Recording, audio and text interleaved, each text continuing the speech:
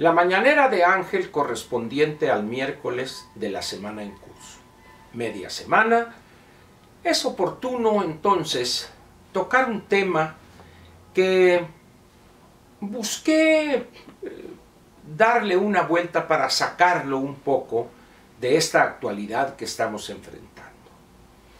Evidentemente la provocación para hacer eso me la dieron las imágenes que he visto de lo que sucedió el domingo con la marcha, de las impresiones de anteayer, lunes, un día el 9 nadie se mueve, y también algunas imágenes y videos que he podido ver de situaciones o de reuniones en algunas escuelas, por ejemplo en el ITAM, un auditorio lleno de puras jóvenes.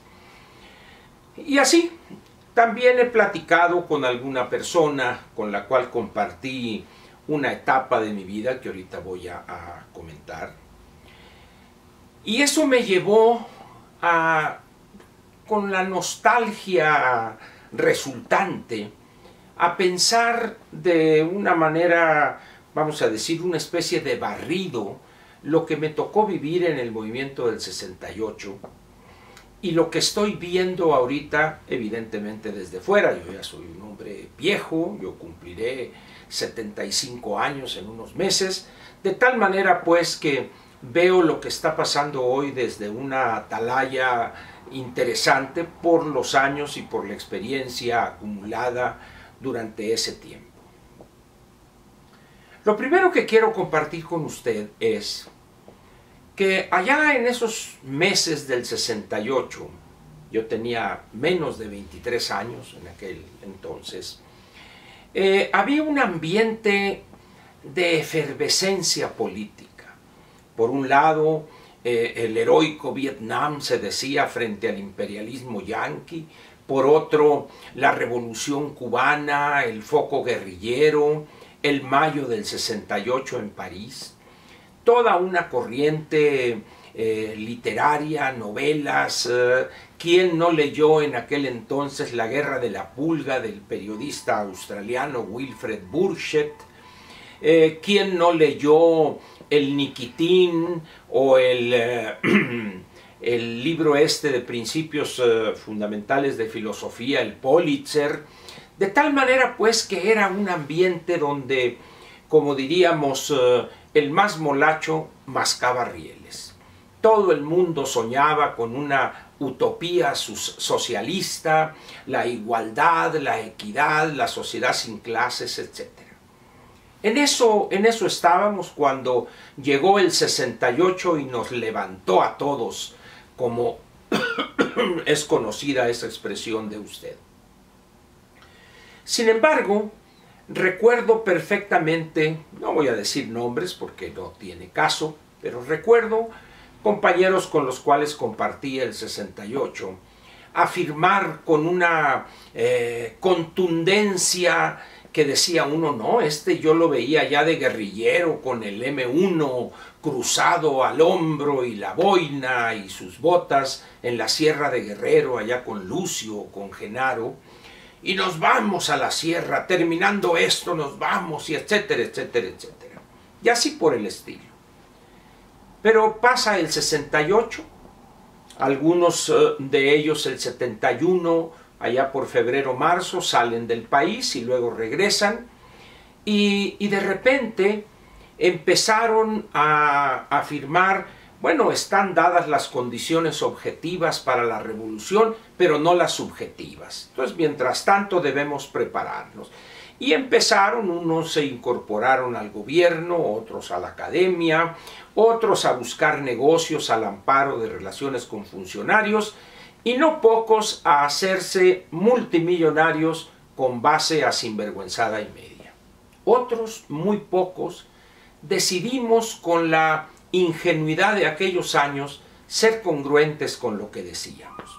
Yo tuve un año, bueno, a mí me agarraron 4 años después del 68, o 3 años 7 meses. Después del 68 estuve un año fuera del país, en la República Popular China, me fui a la sierra, a Durango, a Chihuahua, etc. y me capturaron en 1972.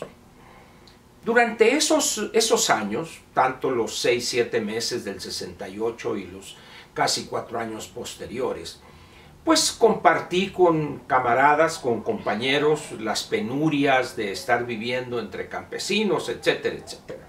Y un trabajo profesional, político. Y luego casi 4 años en Lecumberri. Y al salir, había que decidir qué hacer. Decidí incorporarme profesionalmente a actividades relacionadas con la evaluación de proyectos, promoción industrial, etcétera.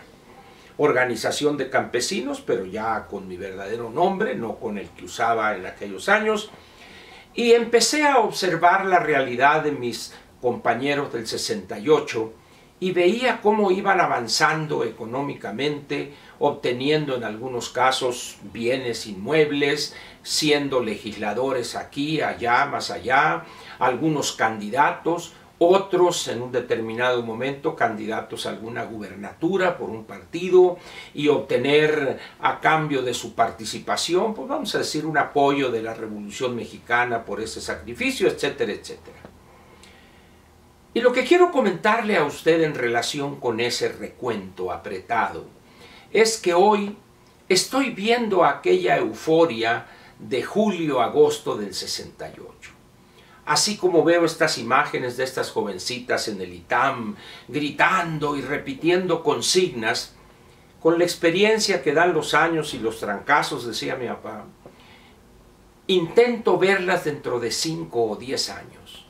¿Dónde estarán la casi totalidad de ellas? No solo las que vi en este auditorio, en esta reunión, sino también miles de las que marcharon el domingo y de las que no acudieron a trabajar o a estudiar el lunes. ¿Dónde estarán?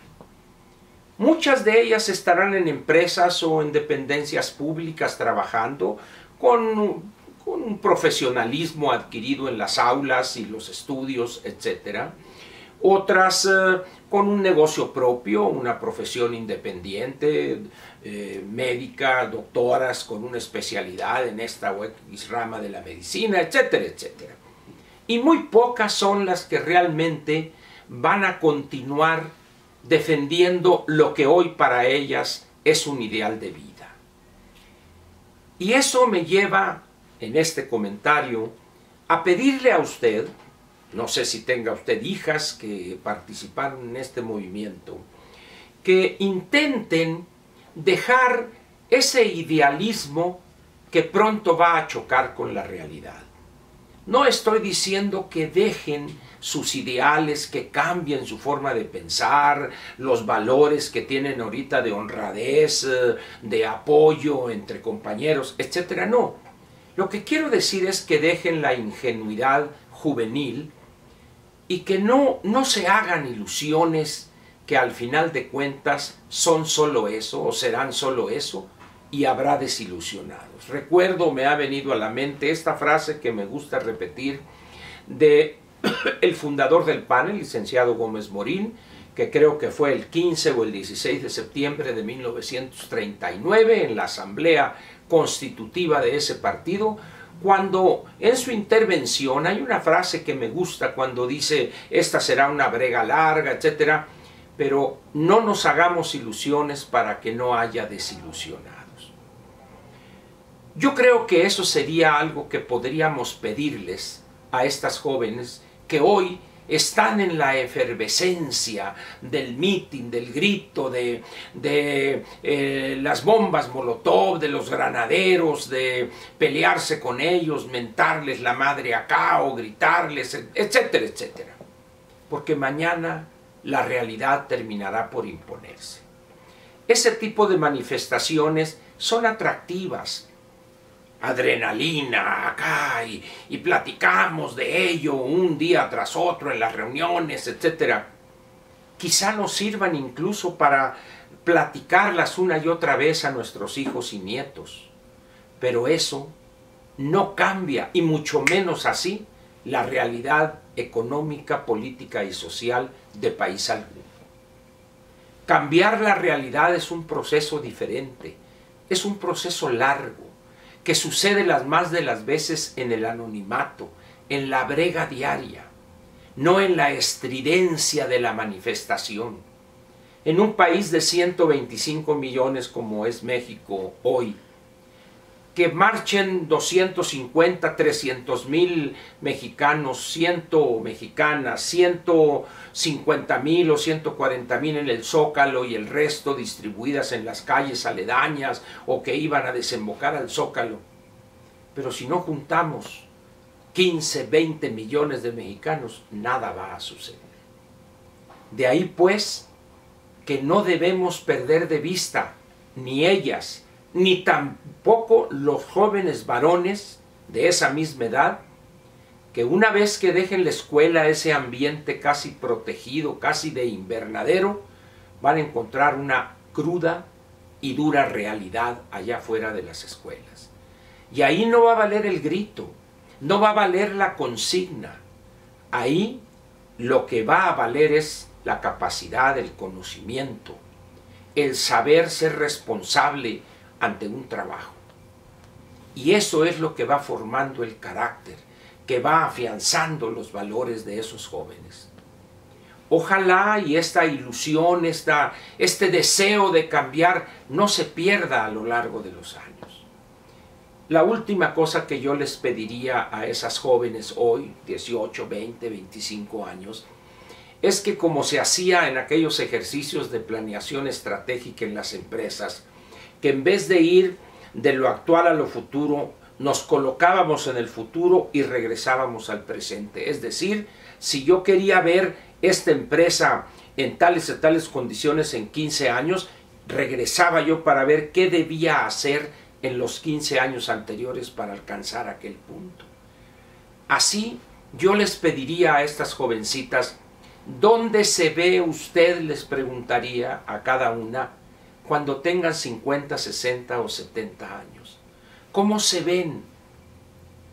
¿Qué piensan de cómo serán ustedes en aquellos años, cuando lleguen a los 60, 70 y entren prácticamente a la edad de retiro? Las ilusiones son eso, ilusiones, y la realidad es otra cosa. Por eso hay que tener muy bien asentados los pies sobre la tierra para no caer en ilusiones. Una ilusión, las más de las veces, sobre todo en política, genera una gran desilusión. Esta euforia, 2, 3 semanas, 4 semanas, un mes, mes y medio, tendrá que dar paso a la realidad de los exámenes finales, a la realidad de la asignación de un tema de tesis y la investigación correspondiente, y a buscar un trabajo y empezar a enfrentar la realidad de los mercados laborales. Y ahí en esa empresa no se vale andar haciendo una manifestación y aliándose y acá para ir a tomar la gerencia general. No, eso habrá quedado atrás. Espero que estas palabras, producto de la nostalgia, no caigan en saco roto. Yo cumpliré 75 años en unos cuantos meses. He vivido algo más o menos interesante y por eso es que expreso estas palabras. No es con el ánimo de que fracasen, por el contrario. Las digo con el ánimo de que tengan éxito, de que no pierdan aquella ilusión, que no pierdan lo que están haciendo ahorita, pero que también entiendan que eso deben adaptarlo a la realidad de los mundos laborales. Le agradezco su atención y le ofrezco una disculpa por estas remembranzas de un viejo ya casi 8 decenios ya, pero que son producto de la experiencia acumulada desde 1960, desde un poquito antes, ¿no? De tal manera pues que tengo ya algunos añitos en esto moviendo el abanico y algo le sé a esto. Por eso quiero compartir con usted estas reflexiones. Muchas gracias y lo espero mañana.